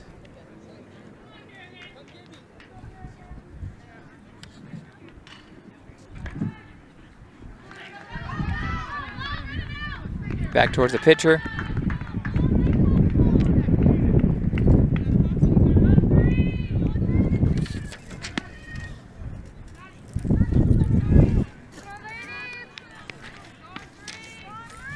Once again, my roster's getting away from me. A helpful fan here was able to snag it for me. You'd think I learned my lesson by now. There's the pitch. Strike.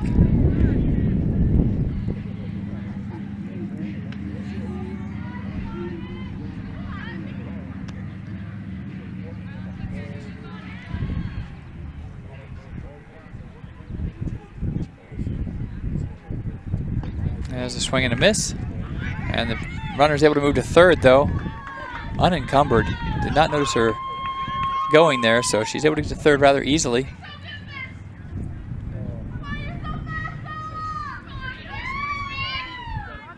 Now we have 0-2 with runners on first and third.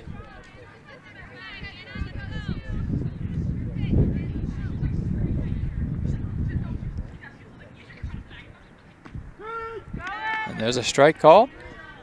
Runner moves to second.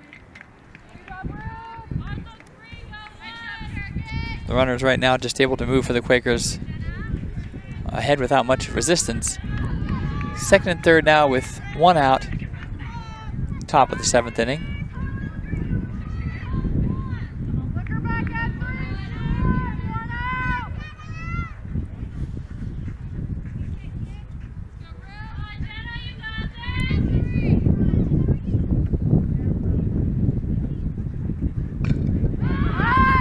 Popped him down the right field line. Almost fielded there by 14 for the Raiders. It's Ryan Gump. Was a little unaware of where the dugout was. You could see she was a little nervous about stepping too quickly towards there. Didn't know her positioning on the field, which is tough when you haven't played on the field very much. You don't quite know that that foul line yet. This is a brand new locale, and so this is new to the players.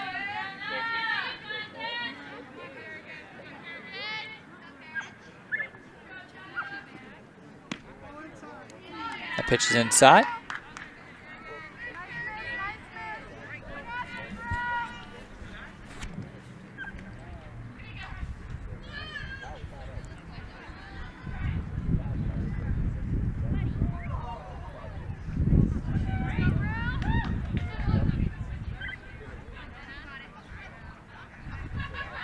That bunt is laid down, fielded cleanly, and fired to first for the out. Able to hold the runners on second and third. And that's about as well played as you could hope it could be for the Raiders. Quick decision there by Riley, looking back the runners, throwing to first, and then holding them in their position. We now have one out in the 7th inning. Quakers find themselves with an 8-0 lead. 2 outs, pardon me.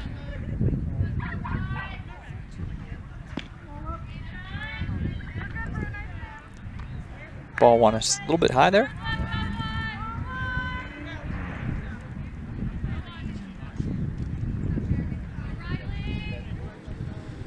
mentioned we have runners on second and third. And that gets away and is able to allow the runner to score. And now we have a runner coming home. And that'll be 2 runs for the Quakers.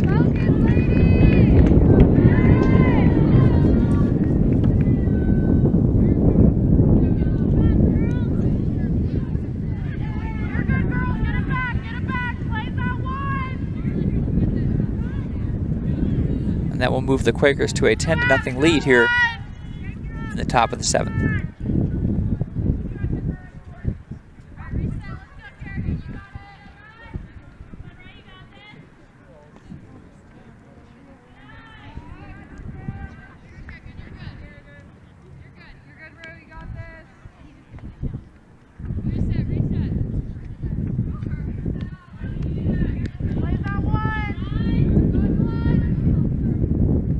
Pitch. And that is hit towards left. Nicely fielded by Powell. Oops, they called it out.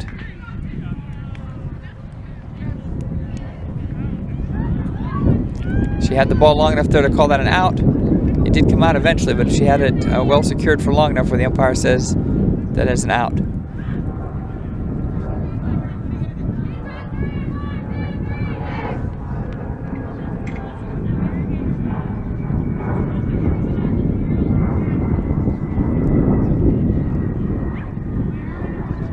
Going to the bottom of the 7th.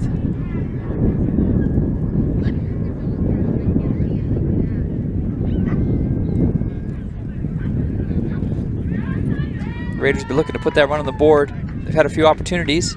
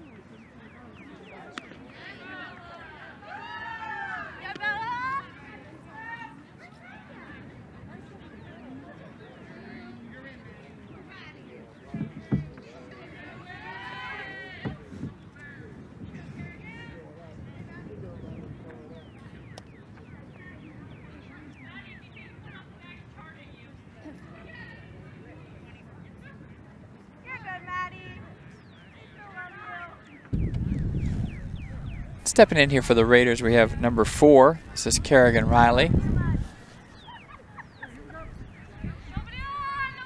And now on the mound is Savannah Schaff for the Quakers. And there's a strike.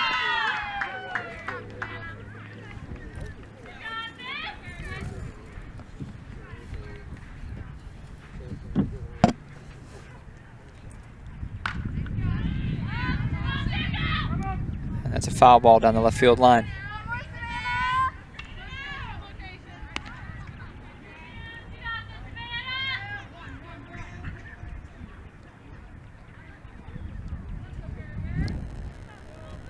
Oh, and 2 count. Ball's low.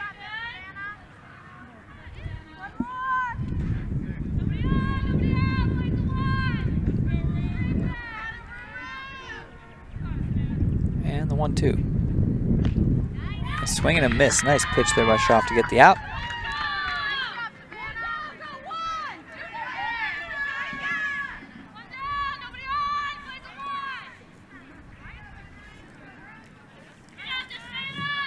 At the plate here is Marissa Steer for the Raiders. Pitches inside.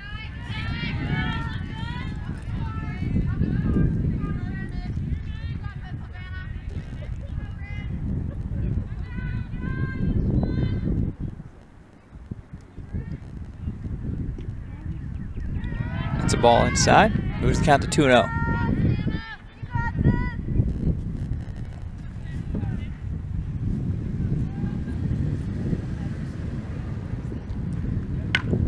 This ball is hit out towards right and fielded by number 2 for the Quakers. That's Lauren Barton out here.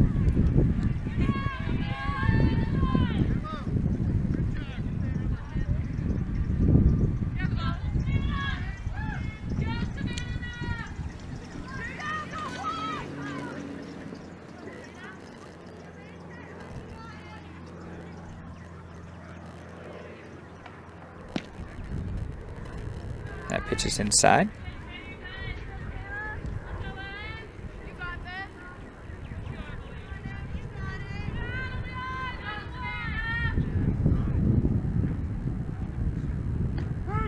That's a strike.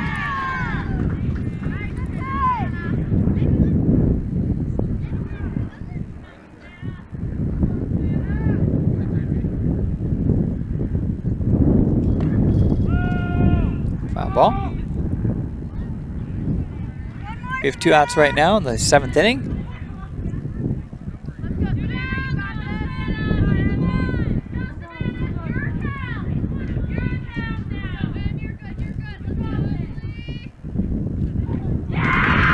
And there is a swing and a miss as they were able to finish off this inning. Solid performance here by the Quakers.